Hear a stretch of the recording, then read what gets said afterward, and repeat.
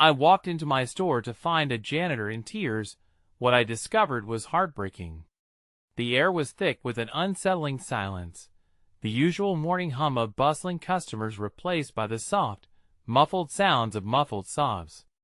My heart raced as I stepped in, the fluorescent lights flickering above me, casting a harsh glow over the tiled floor.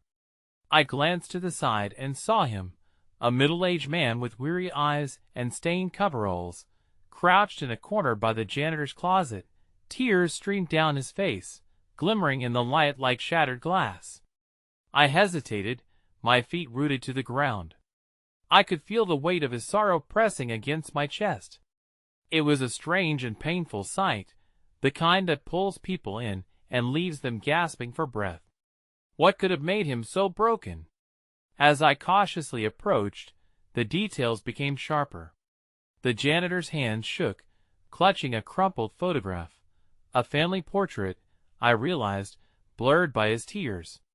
The faces smiled out at me, their happiness so stark against the backdrop of his grief. My heart twisted at the thought of loss, guilt creeping in around the edges. I had hardly ever spoken to him, and yet, here he was in this vulnerable moment, raw and exposed. "Are you okay?" I whispered, even though I felt the ridiculousness of my question. Clearly, he was anything but okay. He looked up, eyes wide, brimming with a blend of shock and sorrow. They darted around the room, as if searching for an escape, pleading for understanding. The silence grew heavier, wrapping around us like a thick fog.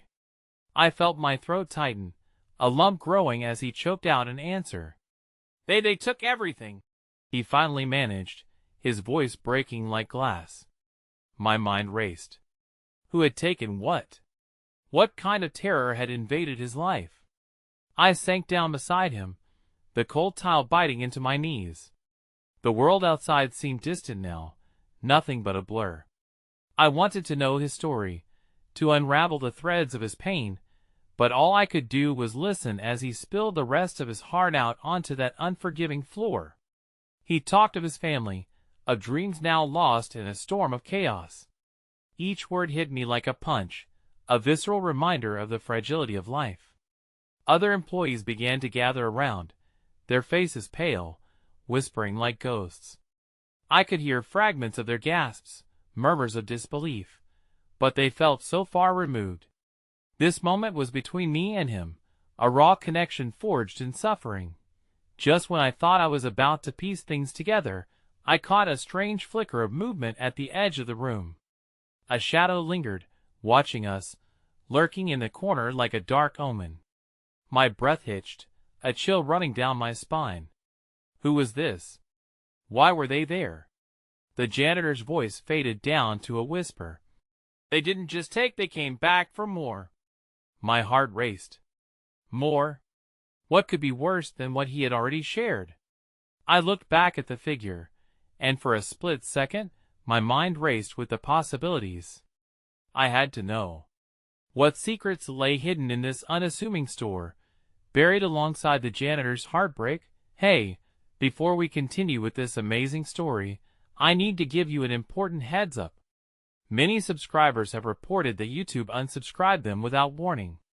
Take a quick second to check the red button below to make sure you're still subscribed to the channel. I'd hate for you to miss any of the exclusive content coming soon. And while you're there, smash that like button, it really helps me out with the algorithm. Oh, and tell me in the comments, which city are you watching from? I love getting to know every amazing person who's part of this community. Your participation makes all the difference. Let's connect. The air was still thick with sorrow, but an undercurrent of tension pulsed through the room as I turned my focus back to the figure lurking in the corner. My heart raced, caught in a tempest of worry and curiosity. The janitor's sobs faded to an echo in my ears, overtaken by a desperate need to confront whatever darkness hovered just beyond the light. "Who are you?" I called out, my voice shaky but steadying with determination. The figure flinched, taking a step back into the dimness, as if the question carried the weight of a confrontation he wasn't prepared for. For a moment, The silence swallowed the distance between us until finally the figure emerged from the shadows. It was a woman, her features worn and weary like the janitor's, yet there was a flicker of recognition in her eyes, a kind reserved for too many shared experiences buried beneath layers of pain. She stood a few paces away, arms wrapped around herself, as if trying to shield her heart from the world outside. Do you know him? I asked cautiously, my gaze flicking from her to the janitor, his eyes filling with both confusion and fear. Anita, she replied, her voice barely above a whisper. I'm her sister. She didn't tell me everything. I thought it was safe. The way she said safe felt like a mourning for something long gone, buried beneath so many layers of grief. The janitor looked up, confusion shifting to recognition, as his face crumpled anew at the sight of her. Marta, what are you doing here? His voice was a fragile whisper, a thin thread holding together the tumult of emotions between them. I came as soon as I heard the calls, the letters. I thought. She paused, and I felt the sharp intake of her breath as she steadied herself against the doorframe. I didn't know it would be like this. Their shared pain was palpable, thickening the air around us like smoke. I felt like an intruder in this moment, lost amid their heartbreak as they both faced a loss I didn't fully understand. What happened? I managed to ask, despite the mounting dread that tinged my own heart. Marta's eyes flared with a mixture of sorrow and anger, and she turned toward the janitor, her hands shaking as she placed them on his shoulders. They're only going to keep coming after you, you know that? The bills, the warnings. You have to fight back. You can't let them take everything. A sharp crack echoed in the silence, and I realized it was the sound of the janitor's crumpled photograph falling from his hands, slipping through our shared sphere of connection and landing on the hard tiles. I watched as the faces within that picture seemed to witness the unfolding emotions, a bright reminder of what once was, now shrouded in shadow. They don't care about fighting, he murmured, his voice breaking through the tension. They just want to take. I didn't mean to. His breath caught, and I could see the visceral shame born from feeling powerless. My instinct was to comfort, to heal, but my words felt too small against his pain. In that moment, I felt an unexpected warmth at my side. One of my employees stepped forward, their hands trembling but filled with a resolute kindness that surprised us all. We can help, they said quietly, and the way they spoke seemed to hold more warmth than I had felt in months. You don't have to fight alone. Around the store, whispers of encouragement began to flicker like fragile flames. A neighboring shopkeeper joined the conversation, bringing forth ideas of community bailouts and gathering support, weaving a burgeoning idea of solidarity amid so many shattered dreams. A spark of hope ignited in the air, juxtaposed against the heaviness of despair. But just when I thought we were about to turn a corner, Marta's expression shifted, her eyes darting across the room as if a shadow had crashed into our moment of light. You can't let them know we're here, she pleaded, her voice urgent. They're watching. If they find out. The room fell silent once again, the ominous weight of her words hanging heavy in the air. My heart thundered in my chest, the implications sinking in like cold stones. The community's support felt like a fragile thread in a storm, tenuous and uncertain. And then, in a moment that shattered any illusion of safety, I heard a faint siren wailing in the distance, growing louder with each passing second. We have to go, I said instinctively, looking from Marta to the janitor. The realization gripped me. His wasn't merely a personal struggle. It was part of something much larger, something lurking just beneath the surface. As I ushered them toward the back of the store, a chilling thought clawed at me. What if our fight had just begun, and the shadows that lived within this building were far more dangerous than any of us had anticipated? I glanced back one last time, the flickering fluorescent lights casting a twisted reflection of our desperation, as the siren echoed relentlessly in the background. With the weight of a new uncertainty on my shoulders, I couldn't shake the feeling that, whatever we faced, it was just the beginning. The sirens drew closer, each wheel wrapping around our reality like a noose. My heart raced as I led Marta and the janitor deeper into the store, feeling the invisible weight of looming danger. The warm comfort offered by my colleagues felt suddenly fragile against the background of impending dread. It was as if we were all actors on a precarious stage, waiting for a curtain call that might never arrive. "Stay close," I whispered, half to myself as I maneuvered through the aisles, my mind racing with possibilities. Marta's face was etched with uncertainty, and I could see her mind spiraling, caught between worry for her brother and fear for our safety. The janitor followed closely behind, his usual demeanor shattered, crushed under the burden of what might come next. Just then, a voice broke through the tension. "What if we barricade the back door?" It was one of my employees, a young woman named Sarah, her hands trembling but her resolve fierce.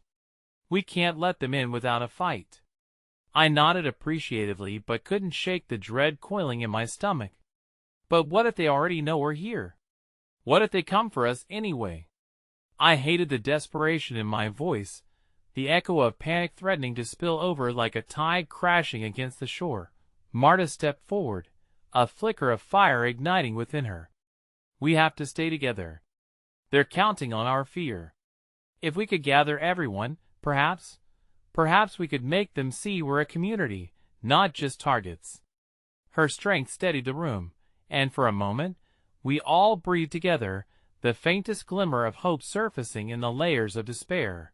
"Let's use the store's intercom. We can call everyone in," I suggested, feeling driven by something deeper than fear and urgency to protect, to unite our faltering hearts.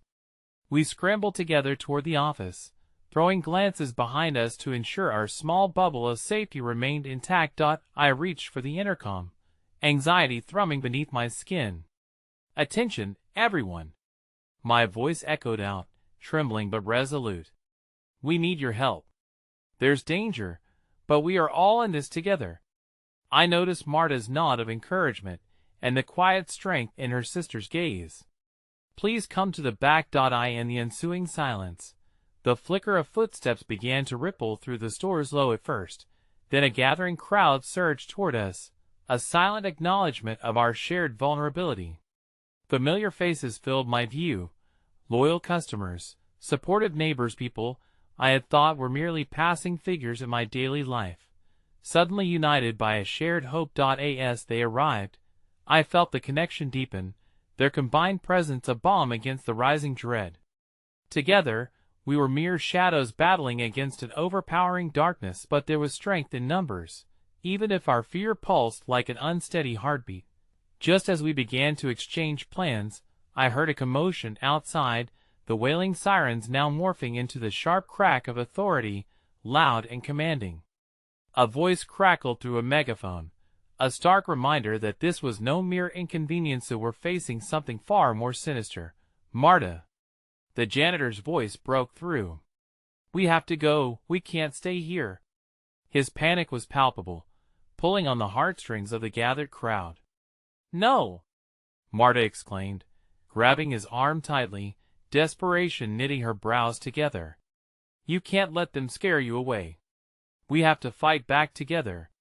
But my gaze shifted, and I noticed a group of officers approaching the entrance, their presence imposing and resolute. The tension knotted tighter, every heartbeat drumming against the fear coursing through us like an electric pulse. "Everyone!" I called, my mind racing. "We need to scatter, find safe places to hide. We can't let them see we're all gathered here." The crowd erupted in a flurry of movement, echoing our growing panic. People grabbed their things, whispering frantic reassurances to one another amidst the emotional suffocation that threatened to overwhelm us all. In the chaos, a sharp cry punctured the air. I turned just in time to see one of the officers burst through the back door, his presence dominating as he scanned the crowded room, a wolf ready to pounce. A chill swept through me, and I motioned to everyone behind me, urgency spilling from my lips. "Out the city, go now." Just as I thought would made it, I saw Marta stop short, her eyes locked onto the officer. "Wait!" she shouted, and I felt a flutter of alarm rise in my chest. You don't understand. It's not what you think. The officer zeroed in on her clearly defined fear, unwittingly pressing at the fragile edges of hope we had built together. In that split second, my heart sank. The room seemed to shrink, tension thickening like fog, approaching inevitable calamity. Before anyone could react, Marta's words hung in the air, raw and desperate, like a thread ready to snap. I know who they really are, and they won't stop until they find him.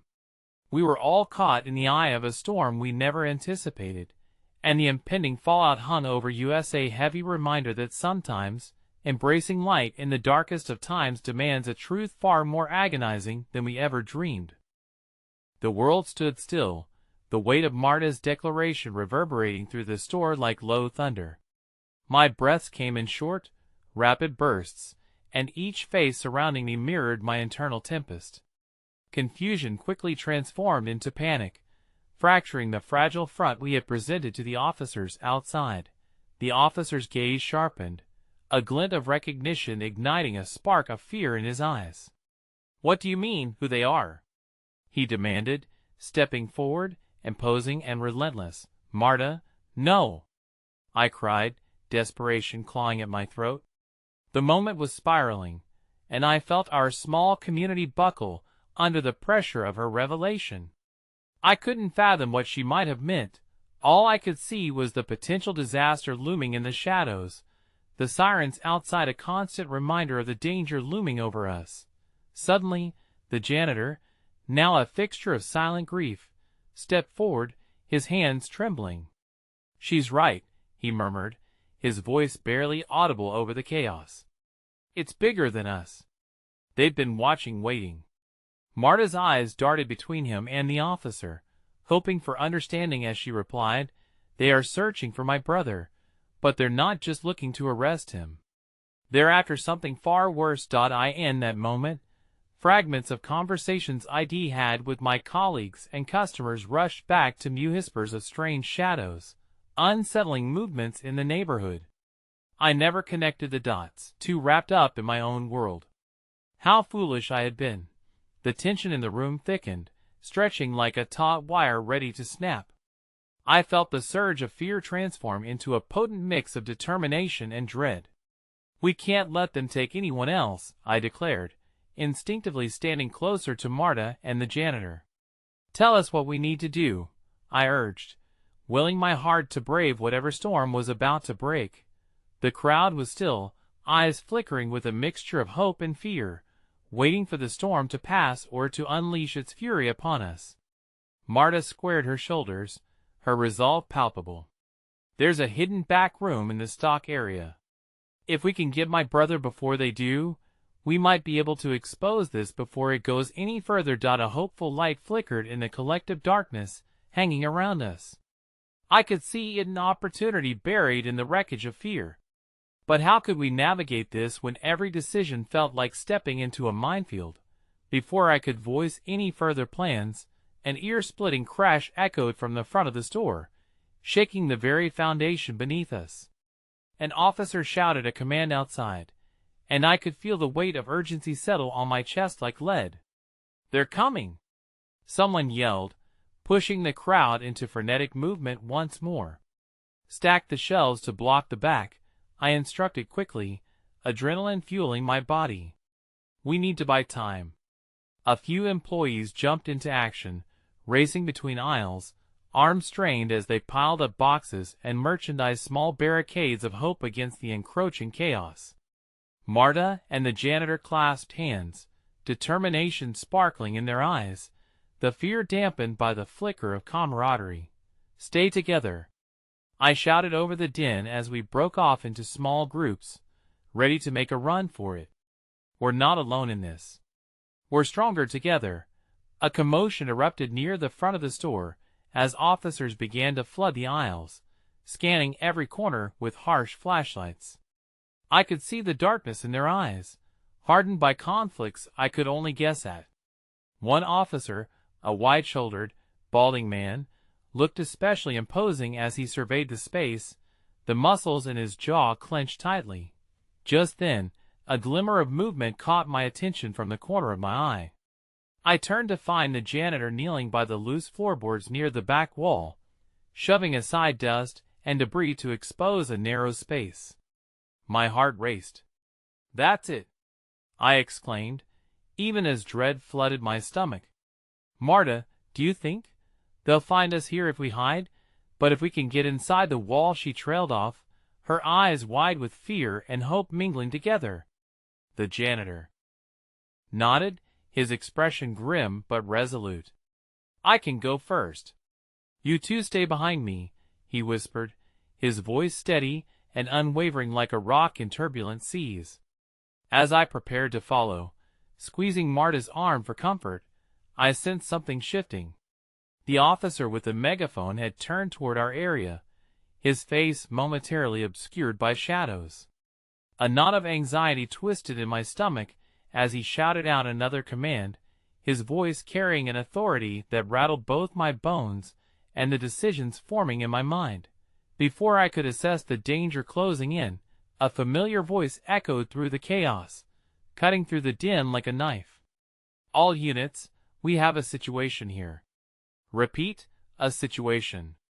All eyes turned towards the entrance as a figure shouted back from outside. With every passing second, the tension electrified the air around us. I felt my heart hammer in my chest while hope flickered tenuously, teetering on the edge of despair. Then the front doors burst open, and chaos erupted anew as the officers poured in, their shouts mingling with gasps of shock from our group. My mind reeled, and an overwhelming wave of recognition rolled over me. It hit like a brick, dropping me to the ground in a cold sweat. "Oh no," Marta whispered, her face paling as she caught sight of someone entering. An officer I recognized. Someone who should never have been there. Her brother. And suddenly, the weight of our world became unbearably heavy, an avalanche of truth crashing down around us, blurring the lines between hope and heartbreak as I realized we were no longer just fighting for survival. We were on the brink of exposing something far more sinister than we ever anticipated. The panic surged through me like wildfire, and my breath caught in my throat. Marta's brother stood before us, his uniform unmistakable, yet the anguish etched on his face was a chilling betrayal of everything I thought I knew about our police force. He moved like a shadow through the chaos, urgency and desperation swirling in his dark eyes as he scanned the room, searching for answers, perhaps hoping to find solace among us. "Stay back!" The officer barked, his men closing in, flashlights darting around the store. My heart raced alongside the fear cascading through our group. What was happening? The revelation felt like a betrayal itself, a rending of the fragile fabric that had held us together until now. Marta gasped, her voice trembling as she whispered, "Ernesto, what are you doing here?" The rawness of her emotion struck deep, revealing not just fear, but a painful yearning for family, security, and trust that had been shattered. Ernesto turned his attention to his sister, anguish darkening his features. "I had to come." "They're not looking for you, Marta. They're looking for something even more dangerous." His voice was steady but filled with underlying frustration. I didn't have a choice. The room fell into an eerie silence, marred only by the heavy breathing of my fellow employees, stricken with confusion and disbelief. It felt as though the walls themselves were closing in, and I could almost hear the collective heartbeat of our small community cresting above reason, desperate for answers. "Point one step closer, and I will arrest you," the imposing officer threatened, stepping towards Ernesto, who raised his hands in a placating gesture, a man stripped of strength and authority, yet standing resolute for his sister and our group. "I am not here to fight," Ernesto pleaded, desperation coloring his words. "But you need to listen. This is bigger than you think. There are people in this city plotting against you, against anyone who may know the truth about what's really happening." Marta's face etched in pain. I felt the weight of her uncertainty. "The truth about what?" she asked, almost a whisper, the fear threatening to swallow her whole. Before he could respond, the officer snarled, "Enough. You're under arrest for obstruction of justice." His words were a whip crack amid the mounting frenzy. Without thinking, I stepped forward, a reflex born from a mixture of anger and protectiveness. "No, we have to hear him out. We're all in this together." The officer turned to me, startled at my brazen interjection. "You're making a mistake. This situation is exponentially out of your hands. It's not worth involving innocent people." But innocence felt like a fragile veil, and fear of the hidden dangers lurking just beyond the walls echoed painfully. In the depths of my chest, I felt a junction of conflict churning as a witness, yet an unwilling participant, desperate to protect those around me, including Marta. "I can't allow you to do this, officer," I declared, my voice shaky yet defiant. But my words faltered amidst the chaos that churned around us. With all eyes trained on our tense confrontation, I scanned the faces of my co-workers, their brows knitted in confusion, fear overwhelming them alongside the tremors of hope beginning to flicker once more. Among them stood the janitor, his eyes wide with silent resolve, as if somehow he understood the implications of our shared predicament and held a courage that eluded the rest of us. Before I could gather my thoughts, a thunderous rumble erupted outside, shaking the very foundations of the store. The shelves rattled, and a sudden silence fell upon the officers, their attention momentarily diverted just enough to stir tension within me. Was it a warning? An attempt to shatter our already fractured world? Ernesto took a decisive step forward, seizing the fleeting moment. "I know about the data they've been after. I've seen the files they want to suppress. If we don't act now, they will cover it all up, and it will be too late for us." His voice resonated with urgency, piercing the fog of disbelief hovering around my heart. Raced as my mind raced faster. "We have to get him to safety. He knows something," I shouted, and without fully knowing how it happened, the small group of employees rallied together, forming a wedge of hope amidst the threatening storm. Marta clasped her brother's hand tightly, a silent pact forged in love and fear.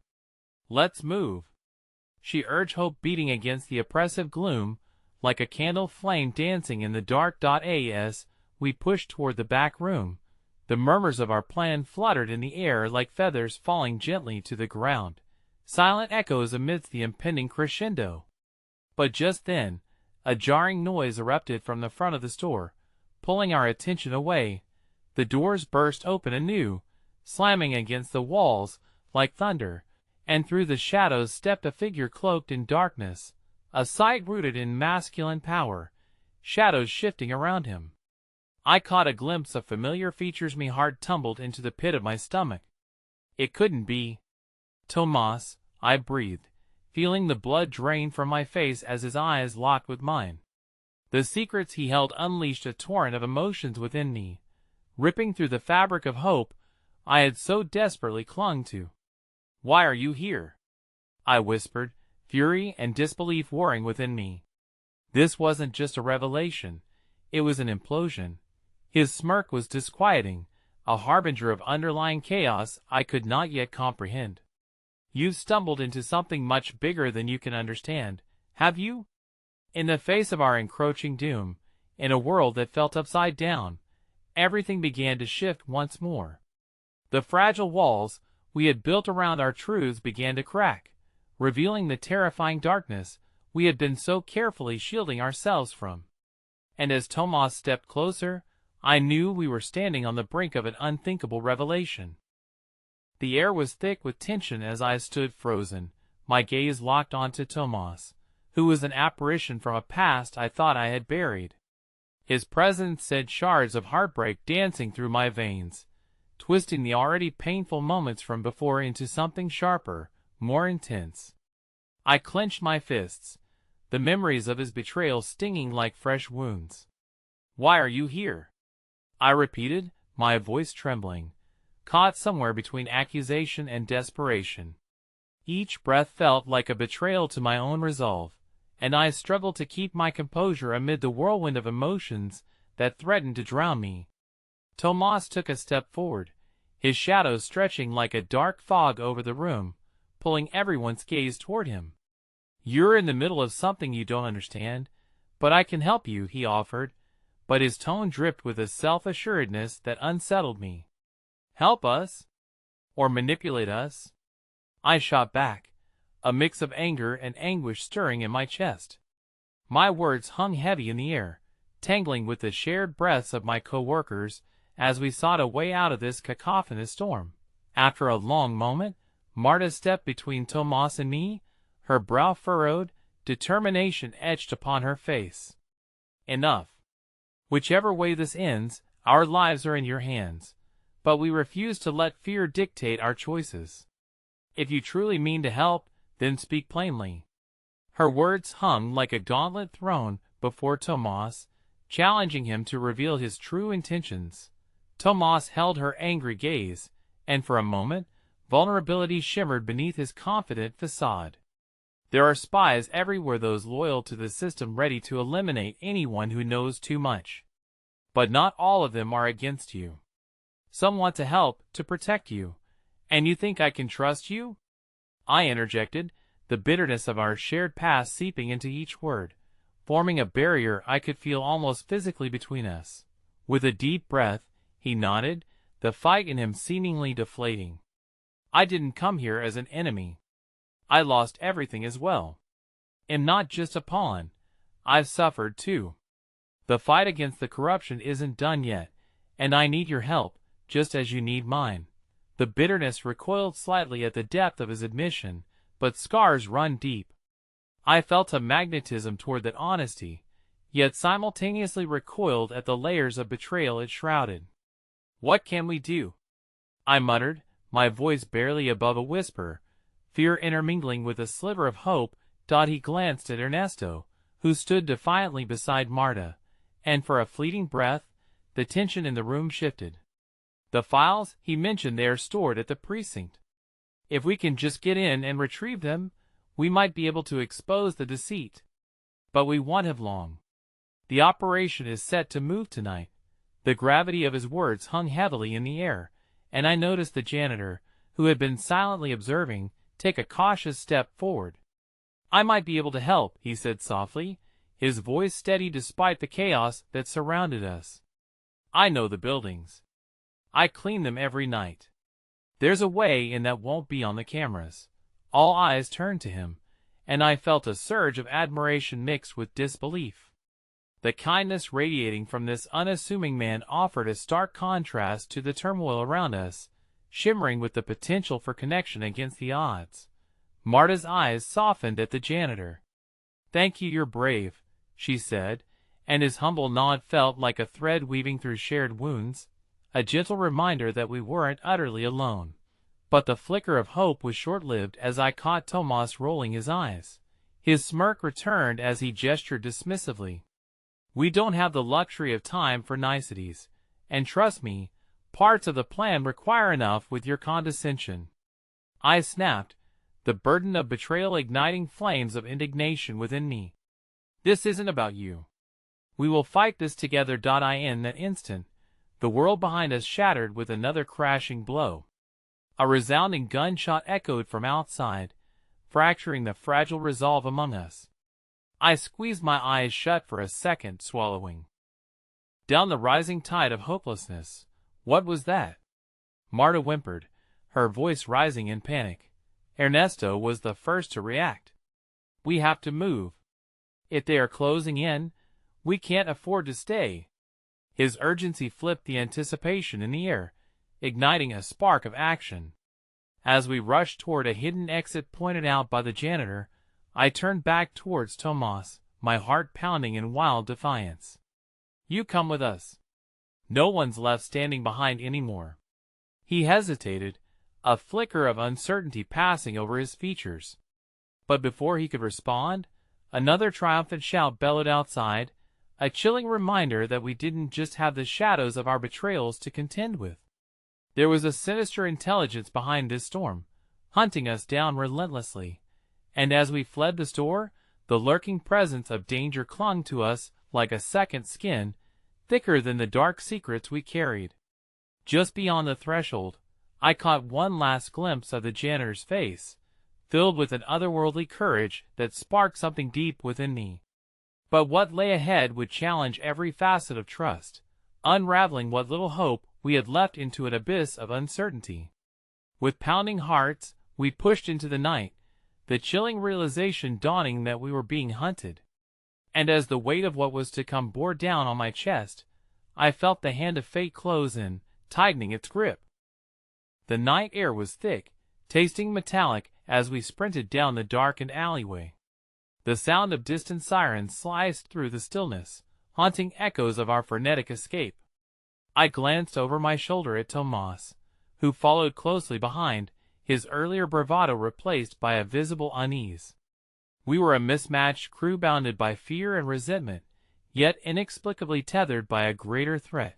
Ernesto led the way, his long strides rapid and determined, while Marta held onto my arm, her grip unfaltering. I could sense the doubt festering within her, the question swirling like autumn leaves a storm that would not settle until we found solid ground again. "What if this is a trap?" she whispered, her voice barely audible over the sound of our hurried footsteps. I shook my head, desperation curling in my chest. "We have no choice. We need the files. They hold everything, proof of all the corruption." My voice cracked. The bitterness of what we were pursuing cut deeper than I cared to admit. The janitor's statement echoed in my mental compass in this madness. "There's a way in," he had said, a beacon of hope amidst a tangled web of sorrow. And yet, flashes of doubt clouded my thoughts. Could we truly trust Tomas? Each memory of betrayal hung like a shadow, pulling back at the corners of my heart. I stole another glance at Tomas, who remained uncharacteristically silent, his usual wit absent in the tense moments. The muted silence told me more than words ever could. He was as terrified as we were. "What are you thinking?" I finally broke the stillness, urgency pushing me to reach beyond his guarded exterior. His brow furrowed as he considered my question. "In thinking about what comes after," he admitted, the raw vulnerability in his eyes a stark contrast to the bravado he had worn before. "If we get the files, then what? Are we equipped to withstand the system?"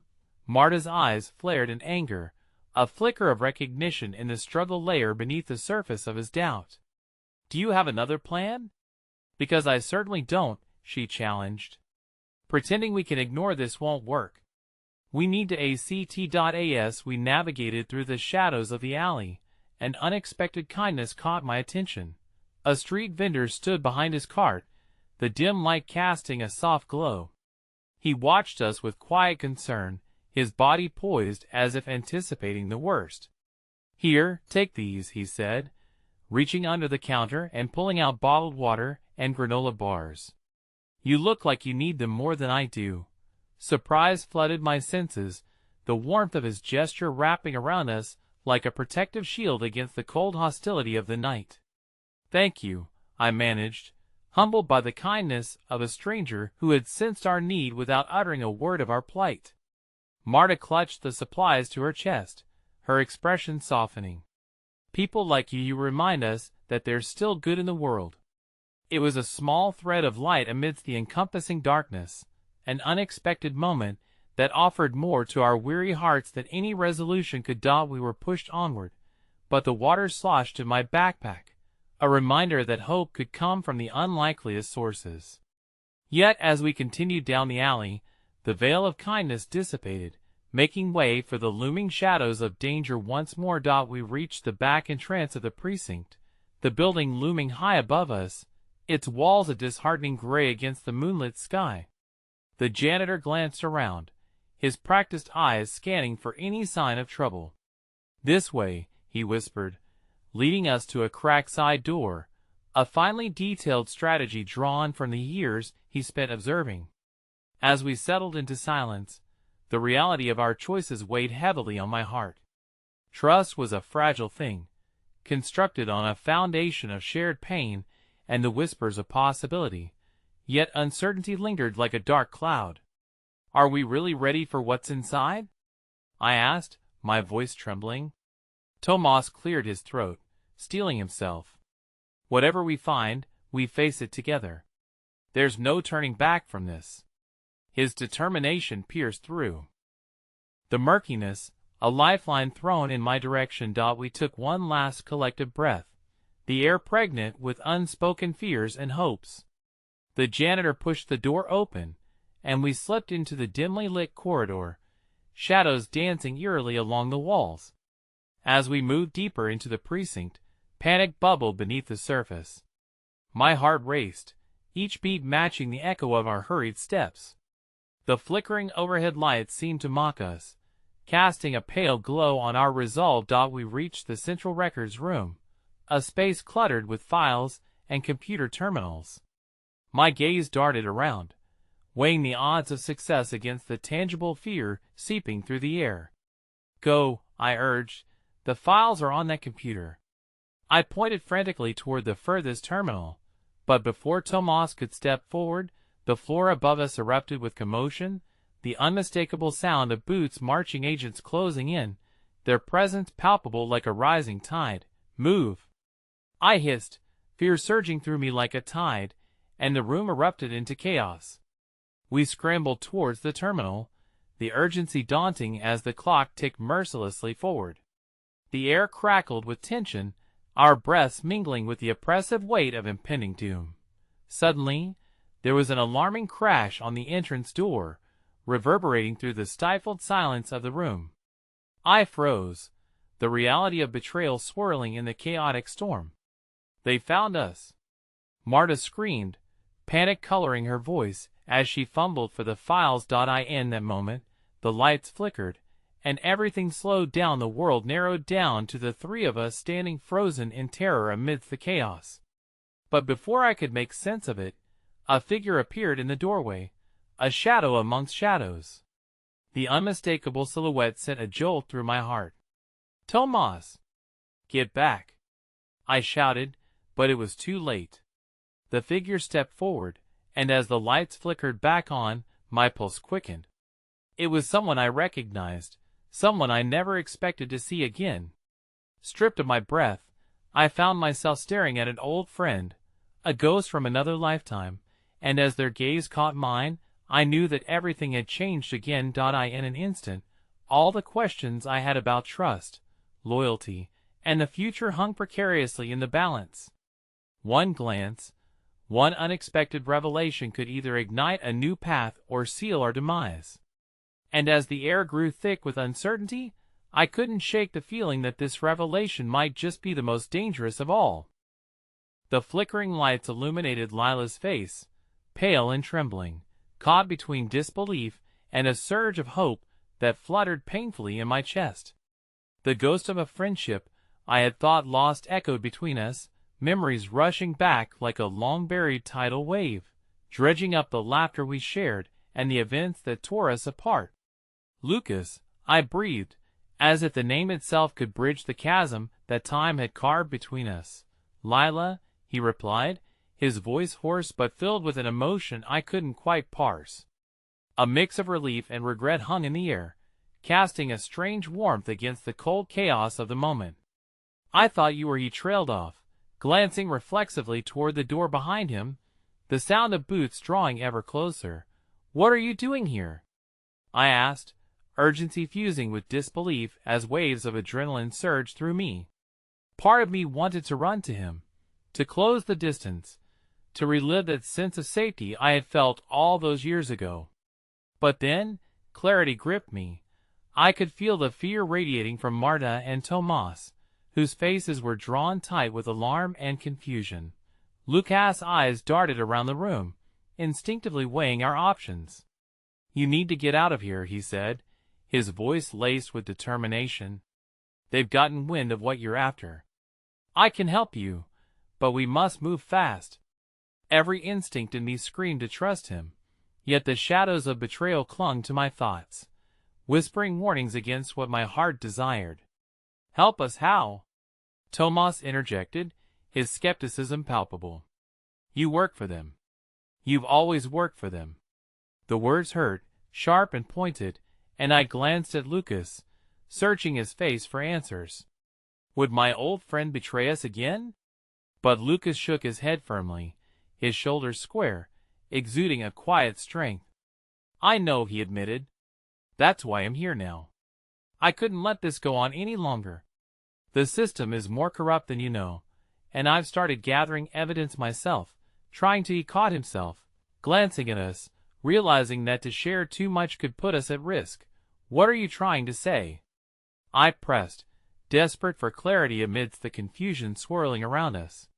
Lucas took a steadying breath.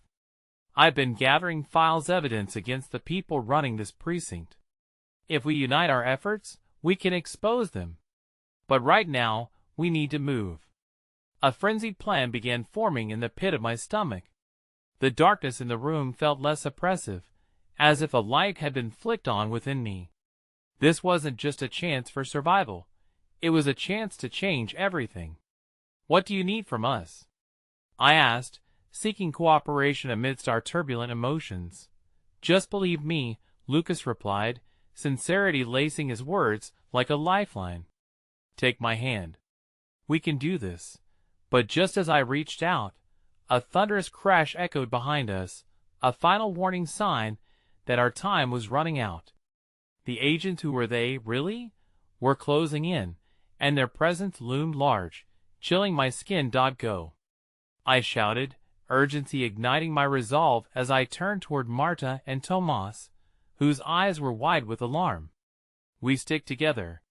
Find a way out through the back."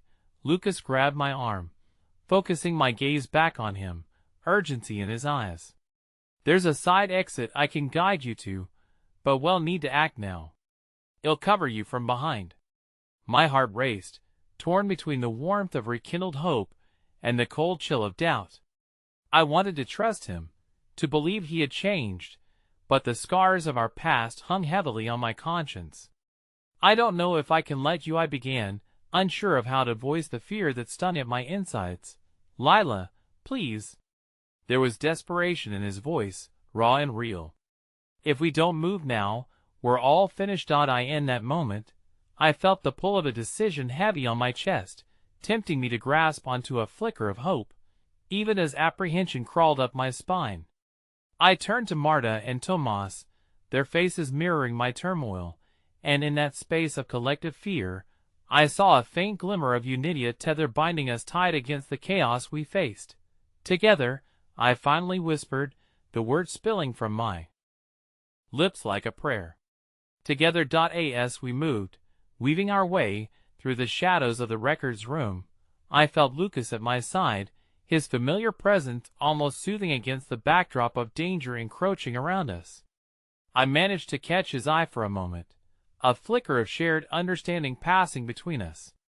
There was still darkness hiding in the corners of my heart, fear gnawing at the edges of this fragile new alliance.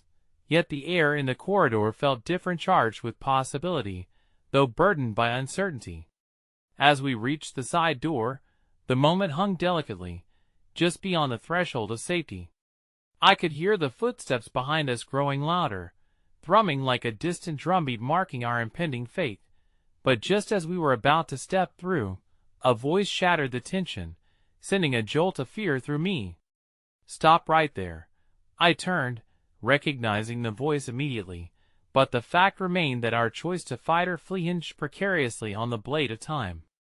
The door loomed ahead, a gateway to freedom, yet the thread of old bonds and new betrayals reared its chaotic head, leaving us standing motionless at the precipice of everything we had fought for. I felt sweat bead on my brow, a swirl of fear cresting. Betrayal remained a possibility, but perhaps this was our only chance. And as footsteps approached, determination mixed with dread, I felt more uncertain than ever. Would we leap into the unknown together, or would the nets of the past ensnare us once more? In the heartbeat between the command and our potential escape, we stood teetering on the edge of a cliff, with the choice to leap or fall into darkness looming over us. The urgency of the moment pulsed around us, and I couldn't shake the feeling that time was slipping away like sand through fingers.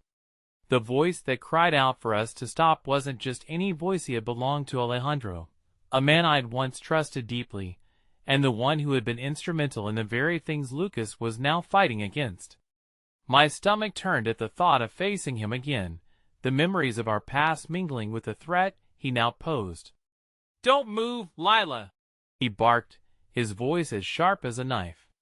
I could see the glint of authority in his eyes, and the badge that declared him an agent of the very system we were desperate to escape.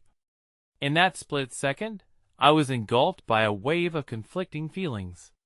The man I once knew, whose laughter had been a balm in dark times, now seemed a mere facade to a figure draped in authority and danger.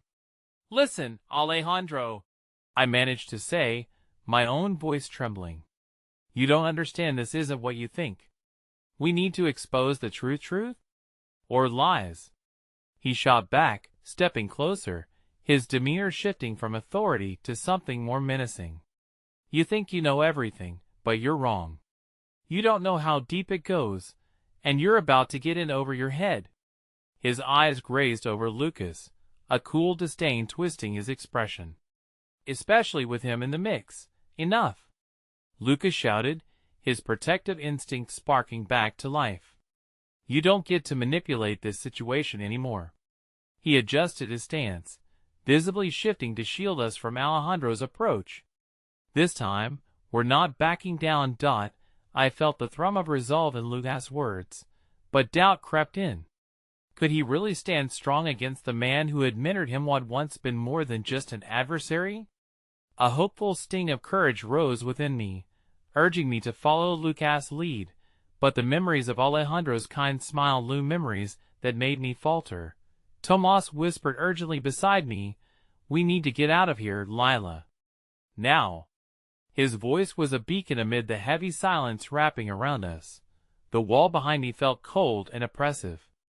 I clenched my fists, grappling with the conflicting emotions inside. My mind raced back to countless moments of trust, countless acts of kindness Alejandro had shown me over the years. A mentor turned into a hunter. Perhaps the warmth of our shared history had only been a mirage, hiding the darker reality. Suddenly, a flicker of motion caught my eye. Marta was edging her way back, gazing intently at something further down the corridor. With a panicked thought, I wondered if something or someone was approaching. My heart raced as I tried to compose my thoughts. "Lila," Lucas breathed, his tone low and fierce. "We can't let him take you." "I won't let him take you." "Don't let him get in your head," Tomas added, backing up Lucas' fierce determination in the face of our past. "He's trying to scare us. It's all he's got left." But could they be wrong? What if Alejandro really had a point? What if he knew something dark that we didn't about Lucas? My pulse quickened, my heart thudding like a drum calling me to fight or flee. "Lila!" Alejandro's voice cut through the silence like a thunderclap. "You're making a mistake. Stop this before it's too late." In that moment, desperation flooded through me. "You're not listening, Alejandro. They've been lying to us all along. Just give us a moment to enough," he shouted, lunging forward, his intent clear. The air crackled with tension, my heart leaping into my throat. Moments of doubt spiraled into chaos. The man who once needed my trust was now demanding my compliance, and I could see the simmering darkness that had always lurked under the surface. But before I could react, Marta shifted abruptly, her eyes wide with shock. "Lila, behind you," she gasped, pointing down the hallway. My heart sank as I turned, registering the sight of a group of agents approaching, their faces set with grim determination. Realization struck me like a fist to the gut. They'd been waiting, watching, biding their time. In an instant, chaos erupted. Lucas' body coiled, ready to fight as he pushed into me, to create distance from Alejandro. Tomas grabbed my wrist, tugging me backward as I felt the pressure of the encroaching threat close in. "Run!" Lucas bellowed, sending chills down my spine, and suddenly it felt like the world had fractured into pieces. The doorway to freedom, the murmur of laughter, the echoes of camaraderie, all of it threatened to splinter as we were thrust back into the heart of our darkest fears. With my heart in my throat, I broke free from Tomas' grip, my body instinctively moving toward Lucas as the door swung open behind us. "Together!" I shouted, and without looking back, we crashed through the threshold, leaving the familiarity of betrayal behind us. But the echo of Alejandro's last words followed me like a shadow. "You're making a mistake. You're all doomed." And as the weight of uncertainty pressed down on my shoulders, the darkness from within began to seep through the cracks. We were running toward potential salvation, but I could still feel the tendrils of fear wrapping around my heart, a reminder that sometimes the past never really lets you go. The question now burned within me. Were we running toward our fate or away from it? Time was ticking, and the stakes were higher than ever. I could feel the ties that bound us unraveling, and just when I thought we had a glimmer of hope, a shocking revelation loomed ever closer. In the distance, sirens blared, the sound mixing with the chaos of our escape, a reminder that everything we fought for, everything I thought I knew, was now about to unravel. I stood at the brink of everything that had brought me here, my heart pounding as we dashed into the night air, the organic scent of rain-soaked asphalt mingling with the panic that coursed through my veins. The alley behind the precinct felt cold, the sound of sirens just a heartbeat away. Each step felt heavier, the weight of our choices pressing down like a leaden cloak. I could feel the uncertainty radiating from my companions, each one wrapped in layers of their own pain and fear. Lucas' hand gripped mine tightly, our palms slick with sweat. I could sense his determination, yet beneath it, a tremor of doubt flickered. Could I trust him? Fragments of the past danced in my mind, memories of laughter and betrayal mingling together like colors in a twisted dream. "Let's keep moving," Tomas urged, his voice strained but filled with resolve that attracted my focus. Ahead, the flickering light at the end of the alley seemed unwelcoming, the exit from our chaotic undertakings fraught with uncertainty. "Where to now?" Marta breathed beside me, the tremor in her voice betraying the courage she was trying to exhibit. "We can't just run aimlessly." Lucas nodded, catching my gaze. "I know a place, a safe house," he said, his expression shifting from uncertainty to the unwavering strength that pulled me closer to him. "It's just a few blocks away. I can lead us there, but we have to trust each other completely."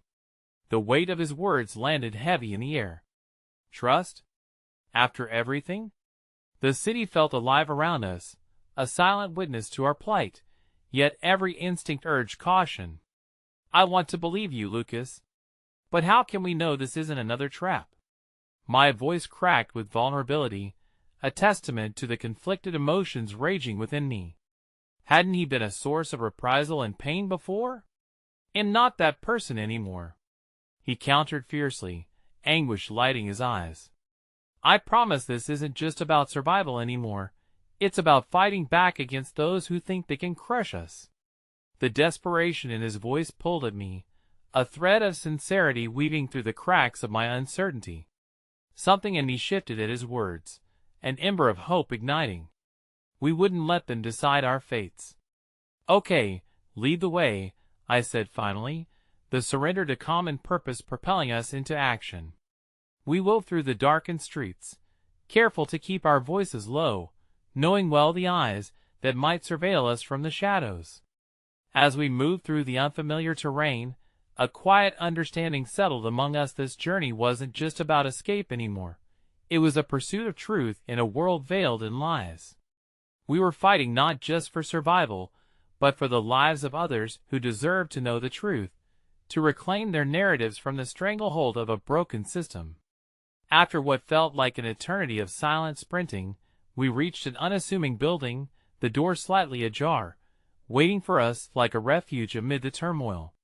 Lucas ushered us inside, the silence wrapping around us like a warm embrace, but the heaviness of doubt still clung to our hearts. Inside, the room was dimly lit, the atmosphere heavy, with the musty scent of old paper and secrets. Boxes were stacked haphazardly, and the far wall overflowed with old files, the very kind we had come searching for. I felt a swell of hope rise within me, realization dawning that with each file unfolded, we could change the course of many lives.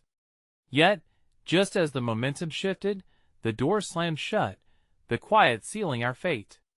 In that split second, a screaming sense of urgency flared through me. What if they follow us?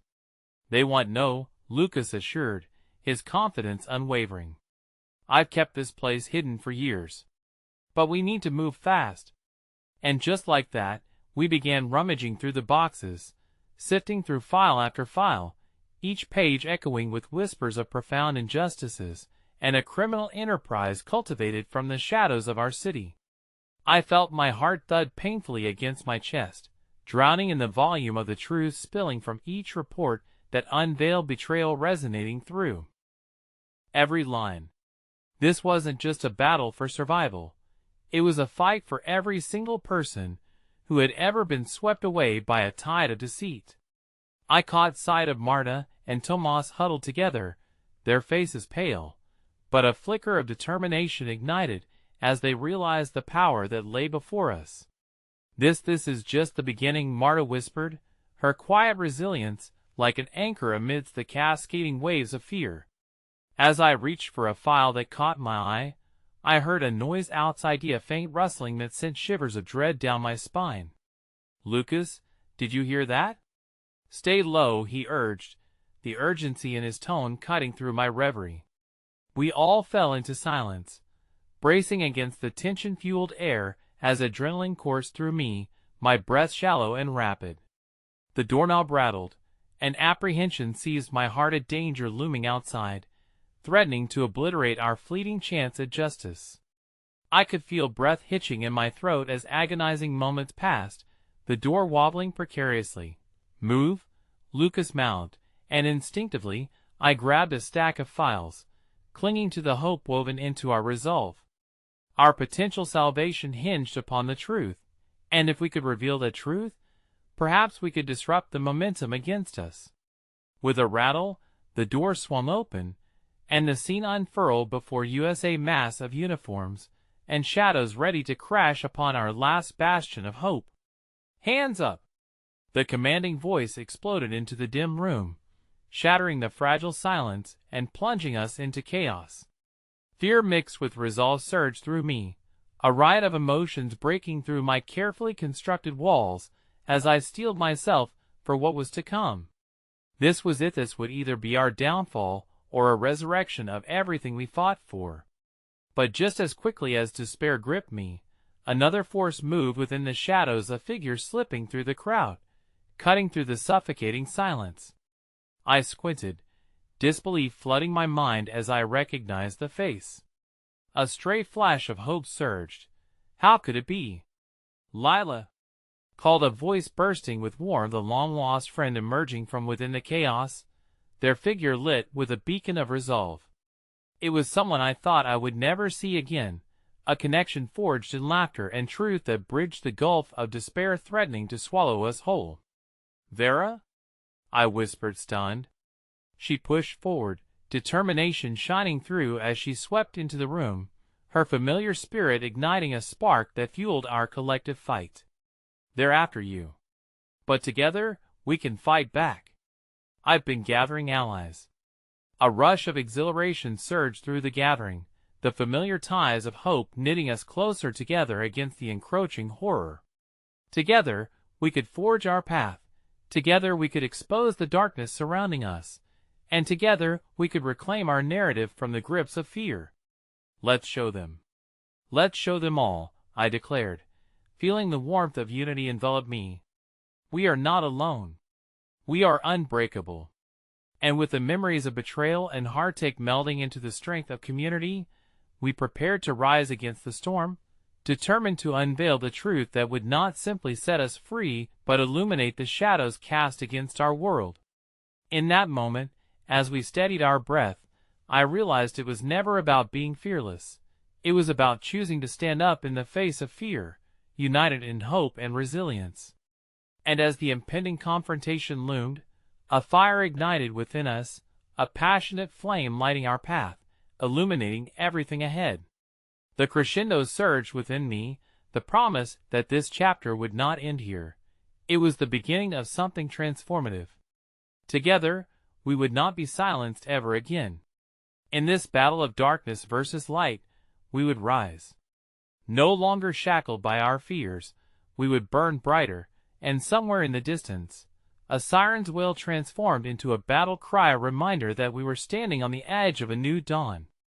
And as we moved into the fray, our unity blossomed around us, an unwavering signal against the storm, a testament that even in a world steeped in shadows, hope could flourish. We had each other, and that was more than enough. It was everything.